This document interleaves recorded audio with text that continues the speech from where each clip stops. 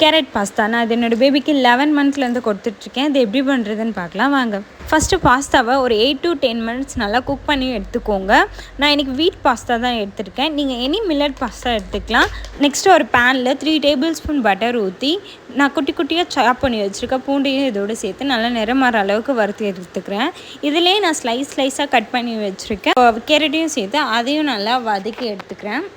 இதை நீங்கள் மூடி போட்டு வேக வச்சிங்கன்னா சீக்கிரமாகவே வெந்துடும். தண்ணி எதுவும் நீங்கள் சேர்க்க தேவையில்லை. நான் இதோட 3 முந்திரி ஆட் பண்ணியிருக்கேன். நீங்கள் வேறு எதுனா நட்ஸ் இருந்தால் கூட இதோட ஆட் பண்ணிக்கலாம். இதோட நான் 3 மிளகையும் சேர்த்து நல்லா வதக்கிட்டு ஒரு மிக்ஸி ஜாரில் மாற்றி நல்லா ஃபைன் பேஸ்ட்டாக அரைச்சி நான் இதோட அரைக்கும் போது நல்லா வர்றதுக்கு பால் சேர்த்து நல்லா அரைச்சி எடுத்துக்கிட்டேன். நீங்கள் வேணும்னா தண்ணி கூட ஊற்றி அரைச்சி எடுத்துக்கலாம். நம்ம ஆல்ரெடி வதக்கின பேன்லேயே நம்ம ரெடி பண்ணி வச்சுருக்கிறத ஊற்றி தேவையான தண்ணி ஊற்றிக்கோங்க. 1 வயசு மேலே இருக்க குழந்தைங்களுக்கு மட்டும் கொஞ்சோண்டு உப்பு சேர்த்து நல்லா கொதிக்க விட்டுக்கிடுங்க.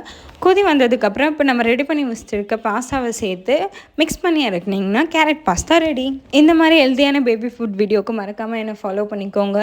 இன்னொரு வீடியோவில் பார்க்கலாம். பாய்.